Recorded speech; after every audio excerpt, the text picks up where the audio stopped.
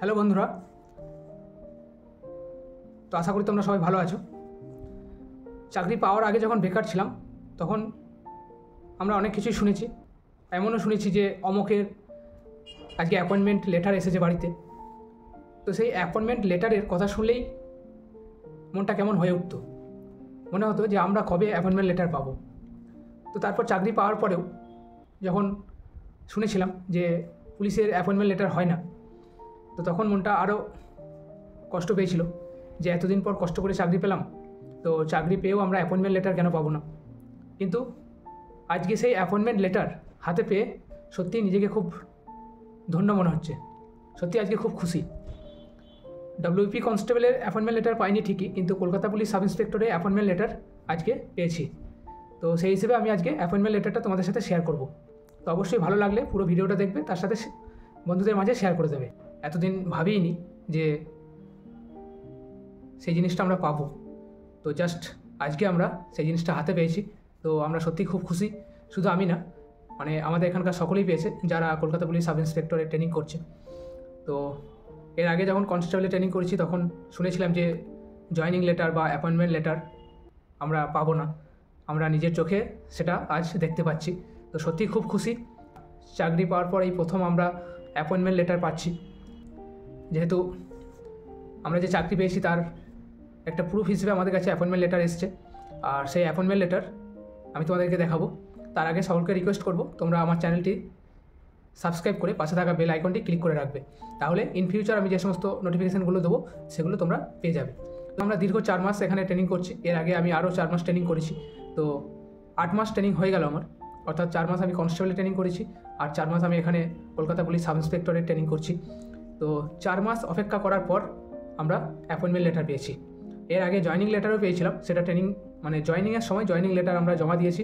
ঠিক আছে, তো তোমরা সকলেই জয়েনিং লেটারও পাবে, তার সাথে হয়তো অ্যাপয়েন্টমেন্ট লেটারও পাবে। তো চলো আমি অ্যাপয়েন্টমেন্ট লেটারটা দেখাচ্ছি। তো এই হচ্ছে সেই আমাদের অ্যাপয়েন্টমেন্ট লেটার। ঠিক আছে, তো এটা সাদা পেপার নয়, কিন্তু ব্যাক সাইডটা আমি তোমাদেরকে দেখাবো অ্যাপয়েন্টমেন্ট লেটার হিসেবে লেখা আছে। তো এখানে আমার নাম লেখা আছে। অ্যাপয়েন্টমেন্ট লেটারে কী কী লেখা আছে দেখো, এই যে অ্যাপয়েন্টমেন্ট লেটার। ঠিক আছে, এটা সম্পূর্ণ অ্যাপয়েন্টমেন্ট লেটার আমার।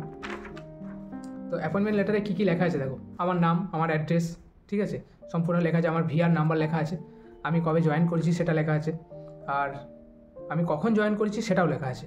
ঠিক আছে, আর এখানে কিছু রুলসও আছে, অ্যাপয়েন্টমেন্ট লেটারে কিছু রুলসও লেখা আছে। সেই রুলস অনুযায়ী আমরা চাকরিতে জয়েন করেছি এবং সেই রুলসগুলো আমরা যতদিন চাকরি করব আমরা সেগুলো মেনে চলবো। এটাই অ্যাপয়েন্টমেন্ট লেটারে লেখা আছে।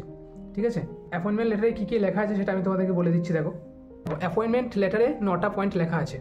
ঠিক আছে, তো কী কী পয়েন্ট লেখা আছে? 1 নম্বর পয়েন্টে লেখা আছে আমরা কোন পোস্ট হিসেবে জয়েন করছি,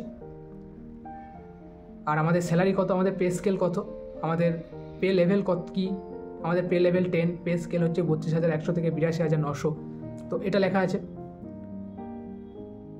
নাম্বার 2 পয়েন্টে যেটা লেখা আছে সেটা হচ্ছে আমরা কোথায় জয়েন করছি, আমরা কোন ট্রেনিং সেন্টারে ট্রেনিং করছি তার ডিটেলস লেখা আছে, অর্থাৎ তার অ্যাড্রেস লেখা আছে। আমি কবে জয়েন করেছি, কটার সময় জয়েন করেছি সেটা লেখা আছে। নাম্বার 3 লেখা আছে কি, যে আমার বেসিক ট্রেনিং আমার কতদিন হবে সেটা লেখা আছে। ঠিক আছে, অর্থাৎ এখানে লেখা আছে কি যে আমি কলকাতা পুলিশ ডিপার্টমেন্টের যে প্রেসক্রাইবড রুলস রয়েছে সেই রুলস অনুযায়ী আমি এখানে ট্রেনিং করছি, সেটা লেখা আছে। নাম্বার 4 লেখা আছে কি, যে আমার প্রফেশন 3 বছরের একটা প্রফেশন পিরিয়ড রয়েছে আফটার বেসিক ট্রেনিং। ঠিক আছে, অর্থাৎ আমার এই যে বেসিক ট্রেনিং এটা কমপ্লিট করার পর আমাকে আরও 3 বছর প্রফেশন পিরিয়ডে থাকতে হবে। তো সেই হিসেবে আমাদেরকে অবশ্যই ট্রেনিংটা খুব সাবধানে করতে হবে। তো নাম্বার 5 পয়েন্ট হচ্ছে খুব ইম্পর্টেন্ট। ঠিক আছে, নাম্বার 5 পয়েন্টে লেখা আছে যে আমি এই যে ট্রেনিং করছি, তো ট্রেনিং পিরিয়ড থেকে আমি যে কোনো সময় ডিসচার্জ হয়ে যেতে পারি যদি আমি এখানে কোনো ইললিগেল কাজকর্ম করি, যদি কোনো খারাপ বিহেভিয়ার করি, যদি অথরিটি মনে করেন যে এগুলো ইললিগেল, তো সেই হিসেবে আমাকে ডিসচার্জ করে দিতে পারে। নাম্বার 6 হচ্ছে আমি চাকরি করতে করতে আমি যদি 3 বছরের মধ্যে যদি আমি রিজাইন দিই, ঠিক আছে, তাহলে আমাকে সমস্ত ট্রেনিংয়ের যা খরচ সেগুলো আমাকে বিয়ার করতে হবে। যদি আমি রিজাইন দিয়ে অন্য কাজে যাই 3 বছরের মধ্যে, 3 বছরের মধ্যে ট্রেনিং চলাকালীন। দেখো, নাম্বার 7-এ লেখা আছে যে আমি জয়েনিংয়ের সময় কী কী ডকুমেন্ট নিয়ে আসবো এবং সেই ডকুমেন্টগুলোকে অবশ্যই গেজেটেড অফিসারে অ্যাটেস্টেড করতে হবে, এটাই লেখা আছে।